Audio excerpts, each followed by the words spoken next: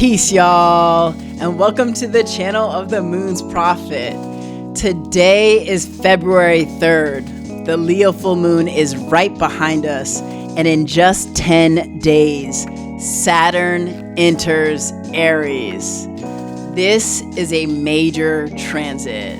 So today we are continuing our explorations of Saturn through the houses that we began in the very first video that I posted on Saturn entering Aries. Now, if you haven't watched that video, please do so before watching this one, because in it, we do the really important work of clarifying the archetypal field of Saturn and of recovering Saturn from prevalent misconceptions that it is a planet of patriarchy, punishment, pain, and problems.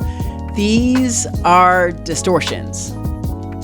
When we look at Saturn with clear eyes, we can see that, like all the planets in our solar system, Saturn is a great teacher. And furthermore, that great teacher lives within us. The planets in the sky correspond to parts of our psyches. And as indigenous traditions around the world, across time and space, have honored and celebrated, there are no bad parts. In this journey of awakening and becoming whole, it is necessary to call every part within us to the sacred fire, to sit in loving and compassionate communion with all the other parts. This is how we heal, integrate, and grow. And astrology is ultimately a tool for healing and evolution. Now, the planet Saturn corresponds to the voices of authority within us. It's for this reason that it is vital that we lovingly interrogate how the authority figures from our early lives impacted us. It is from these authority figures, and most often they were our caregivers, that we learned authority in the first place. And if we're being honest with ourselves, the voices within us that carry authority also carry the tones, rhythms, and patterns of these authority figures. And if we're being even more honest, some of these tones, rhythms, and patterns are no longer serving us. They are hurting us. And we developed them when we were young in order to cope with these authority figures. But now that we are no longer dependent on them, our evolution requires that we release these inherited patterns of authority so that we can align more fully to the authentic authority that grows within us, that belongs to us, and isn't just a relic of something imparted to us from these authority figures that raised us. Make sense? This may sound like a tall task, but the good news is that the house in which Saturn is located in our natal charts gives us precious clues as to the nature of the blockage around authority that wants to be released in this lifetime. And now is the perfect time to do this work of releasing that blockage around authority. Because in 10 days, Saturn enters Aries, and in Pisces, Saturn is supporting us in releasing whatever no longer serves us. So we are receiving special support right now in releasing this blockage around authority so that when Saturn enters Aries, we can create with the full powers of the magician. This is what we are called to do. Now, remember, Neptune shapes the climate. Saturn delivers the weather. So Saturn acts like a kind of pressure system. It translates the climate into discrete weather events like storms and rain and wind so powerful it knocks over trees. Saturn is kind of like yeast. It activates. It makes things rise. It gives things form. So when Saturn enters Aries, all bets are off, which is why now is the time for us to release whatever needs to be released for us to step into fully aligned authority. Make sense? In that first video, we covered Saturn through the Earth houses. That's houses 2, 6, and 10. And in this video, we'll cover Saturn through the water houses, the air houses, and the fire houses. Let's get into it. To generate your birth chart, go to astro-seek.com. Click on birth chart. Enter your birth details. And there you have your chart. Saturn is this S-like figure. It's in the 7th house. And you can see very clearly which house Saturn is in using the table to the right. Each planet is listed, and there's a number by each one indicating the house.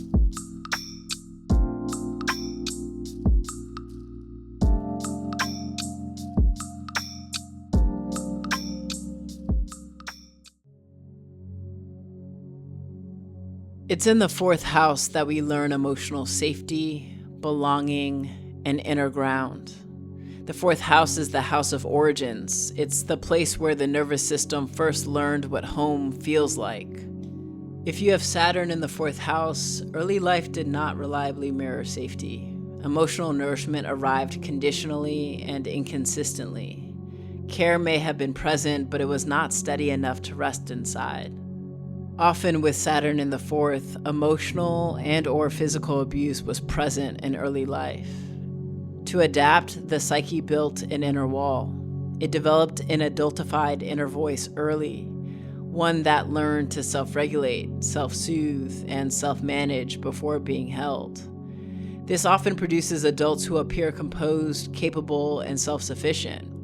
They appear emotionally steady, like the kind of people you want to rely on, but beneath that competence, the feeling body often remains highly sensitive.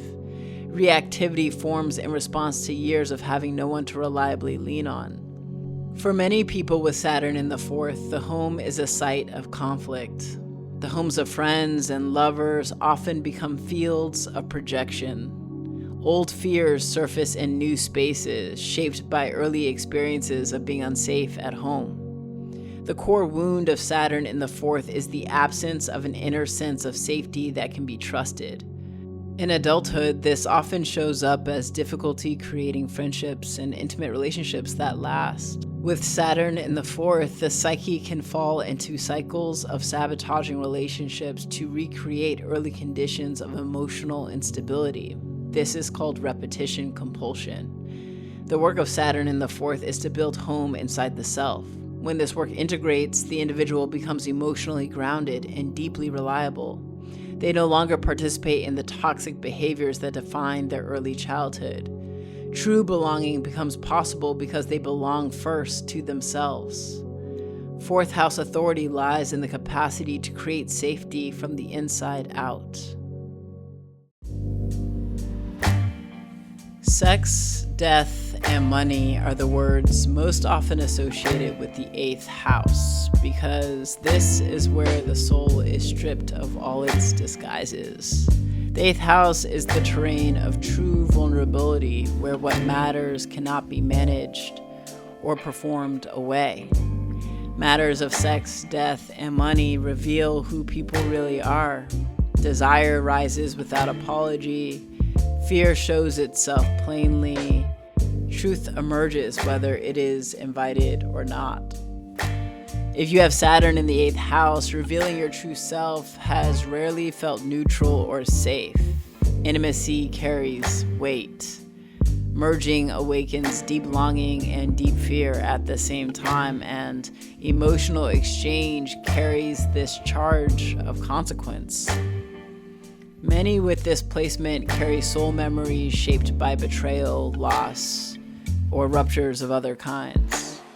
Bonds imprint deeply and linger long after they end because connection has carried real cost. This placement sensitizes the soul early to power moving between people, often through witnessing intense dynamics in childhood. Authority, dependency, and control leave impressions that do not fade easily. Saturn in the 8th house is often accompanied by a fear that may seem like a fear of closeness, but is really a fear of being lost inside closeness. In adulthood, this can show up as codependent behaviors, emotional manipulation, and dishonesty. The work of Saturn in the 8th is emotional sovereignty within connection. It is the capacity to remain present inside depth, to tell the truth without erasing the self, to allow transformation through conscious participation rather than acting out of neediness. When this work integrates, the individual carries a rare capacity for healing and presence. They can walk beside others through grief, passion, loss, and rebirth without collapsing or hardening. 8th house authority lives in the ability to enter intimacy fully and still remain oneself. To heal Saturn in the 8th house, the soul develops 2nd house authority. This is the quiet knowing of one's own value, independent of merging, exchange, or approval. 2nd house authority is what allows honesty to remain steady inside intimate bonds. Vulnerability no longer threatens the self because the worth is already deeply rooted, so truth can be shared without bargaining for safety. Through 2nd house authority, we can navigate 8th house intimacies with emotional maturity, free of any agendas or machinations. The 12th house is where the self loosens its grip. This is the place where boundaries soften and the illusion of separation begins to thin. If you have Saturn in the 12th, your soul is learning surrender as a discipline. People with this placement are born unusually porous. Even as children, they absorb more than most. Moods, atmospheres, unspoken tensions, ancestral echoes, they feel the emotional weather of rooms before words are spoken. They sense what is ending, what is dissolving, what is asking to be grieved. In early life, this sensitivity often finds refuge in imagination. Escape into play, fantasy, story, or inner worlds becomes a way to regulate overwhelm. Imaginal realities offer safety, spaciousness, and meaning when the outer world feels too loud or too much. Because of this sensitivity, fear and fascination often gather in the same places. Feelings rise without a clear source. It can be difficult to tell where the self ends and the world begins. What is mine and what is yours? This permeability can create a deep and aching loneliness. The wound here is not abandonment by others, but a sense of exile from the whole. The individual can feel alone inside existence itself, even while surrounded by other people. In adulthood, this can surface as cycles of retreat and return, periods of exhaustion, burnout, or overwhelm.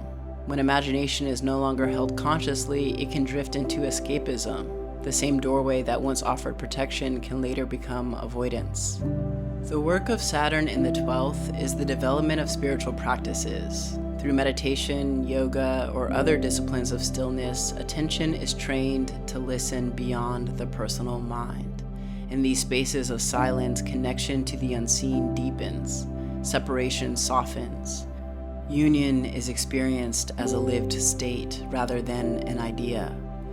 When this placement is lived consciously, it produces a quiet and profound authority. The individual no longer tries to escape sensitivity, they inhabit it.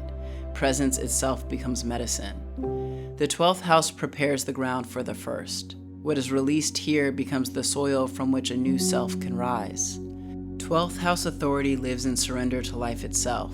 The self learns how to listen so deeply that it becomes a living channel for intelligences beyond this realm.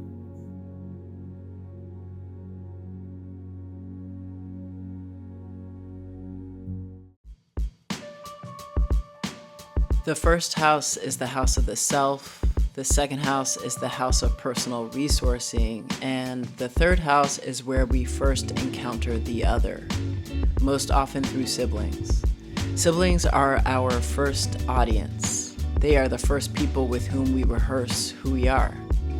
This is where voice begins to take form in relationship. Here we learn to name reality as we experience it.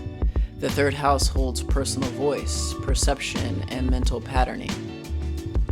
Many people with Saturn in the third house carry the karmic memory of lifetimes where words were present, but safety was not. The voice existed, but the courage to speak did not. If you have Saturn in the third house, there is a blockage around expression. Early life may have included criticism, silencing, or a narrow educational environment. Some grew up bilingual, others grew up in oppressively monolingual cultures. Many people with this placement feel uneasy in their native tongue. There is often a sense that another language exists somewhere, one in which expression would feel more natural, fluid, and true. Because speaking freely felt risky, a common adaptation for Saturn in the third house is the creation of an inner critic that monitors thought before it becomes speech. Later in life, this can show up as hesitation around speaking, writing, teaching, or sharing ideas until they feel complete, polished, or beyond critique. The wound here lives in the fear of sounding foolish, of seeing what others do not see, of being alone inside one's perception of reality. The work of Saturn in the third house is trust. Trust in the living intelligence of experience, allowing curiosity to move through the body and into language.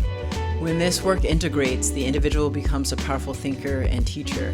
Their words carry weight because they were earned. Third house authority lies in faith in one's perceptions and faith in one's ability to language a reality that others recognize themselves inside. The seventh house is the realm of reciprocity, commitment, and relationship between equals. If you have Saturn in the seventh house, partnership has often felt heavy, delayed, or consequential. Early life involved relational imbalance with authority figures, especially caregivers.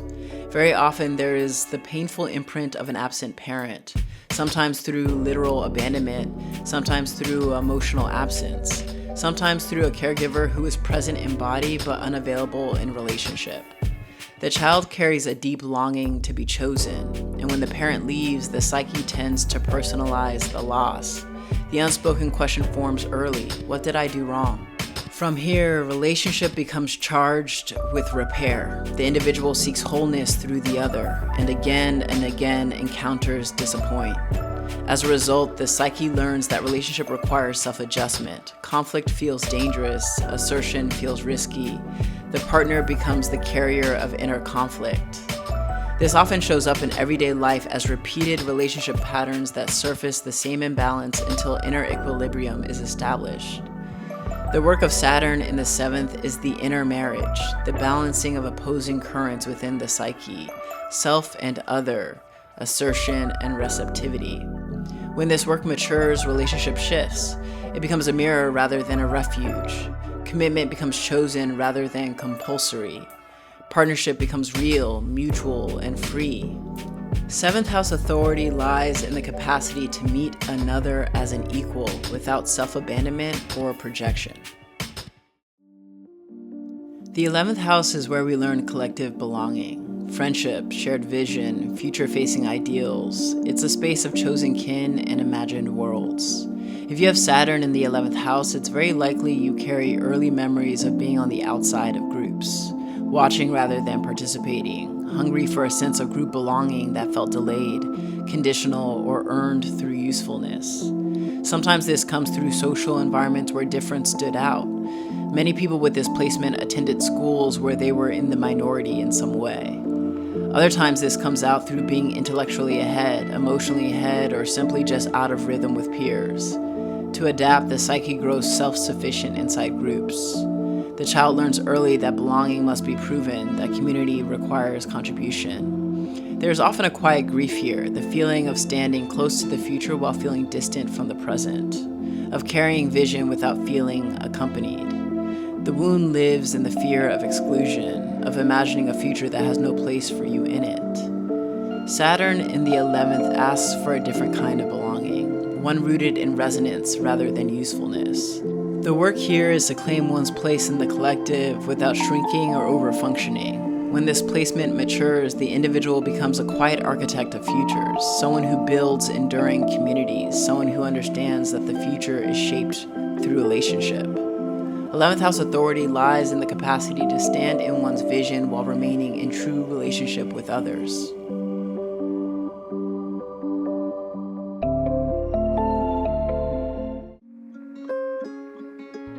The first house is where identity takes shape. If you have Saturn in the first house, you probably felt that who you were arrived slowly.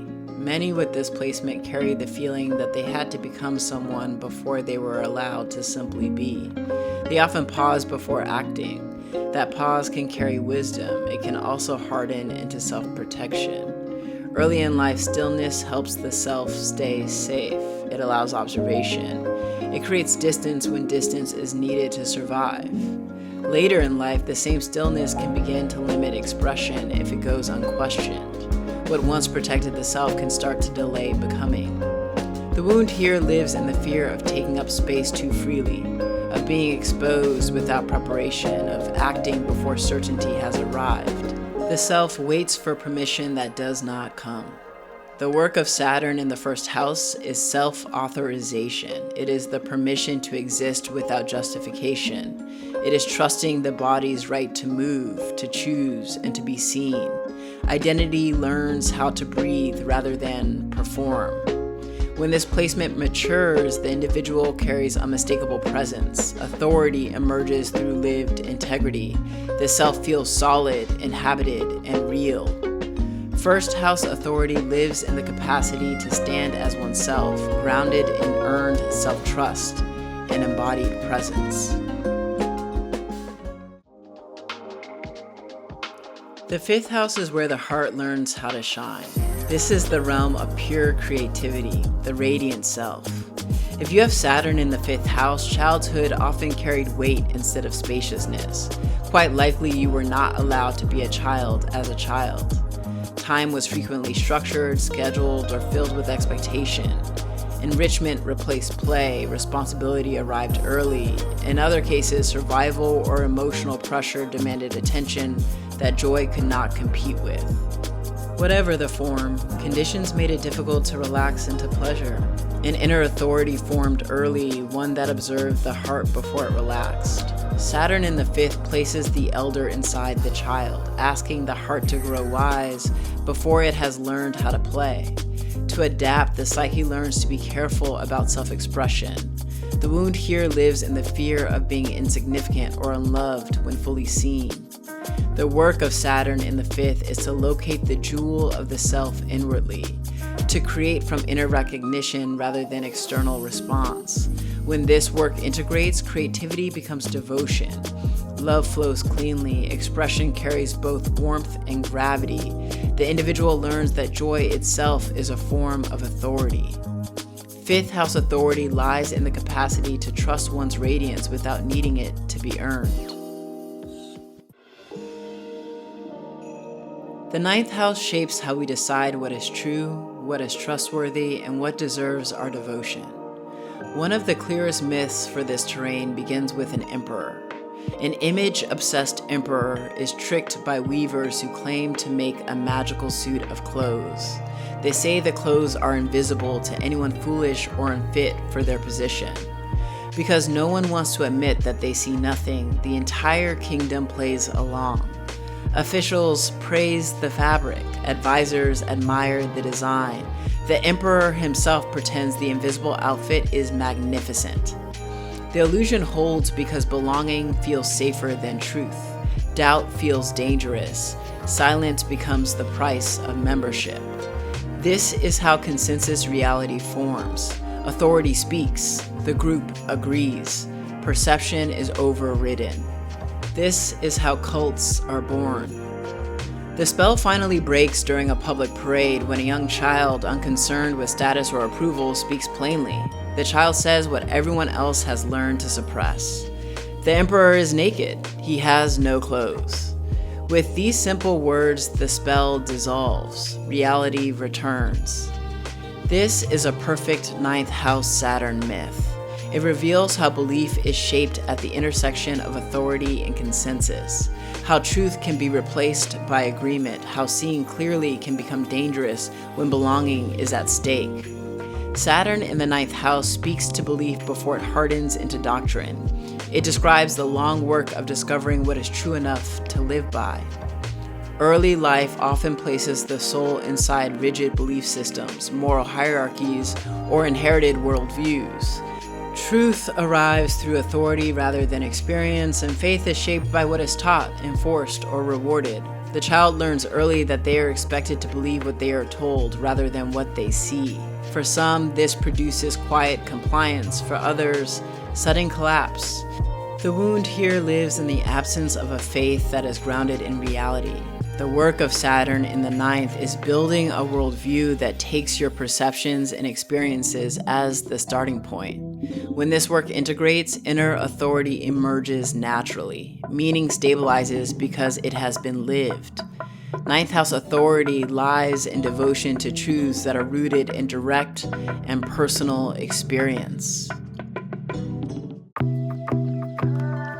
Woo! We did it! We made it through all the houses. So look, here's a graphic to help you make sense of how Saturn entering Aries will impact you specifically. So, for example, if Saturn enters Aries in your first house, you are invited to courageously restructure your avatar. And this is an opportunity to heal the karmic wound indicated by Saturn's natal placement. So to deepen this example, if you have natal Saturn in your fifth house and Saturn is entering Aries in your first house, then courageously restructuring how you express yourself in the world is a portal to healing a wound around joy and creativity. That's the fifth house.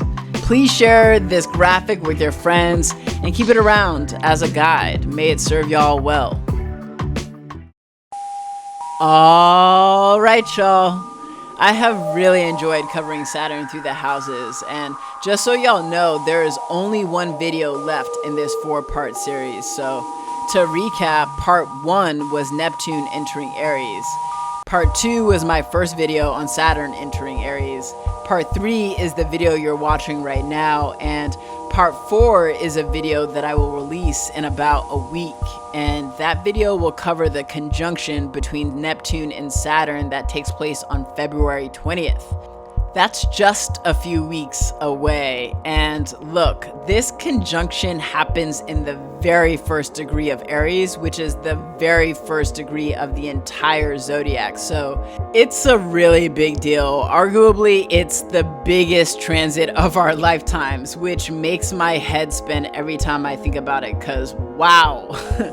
Woo! Okay, y'all. These videos are truly a labor of love. So if y'all are feeling this transmission, please subscribe. And comments are also very welcome. All right, y'all. That's all I have. I send y'all courage, compassion, clarity, and many blessings. Until next time.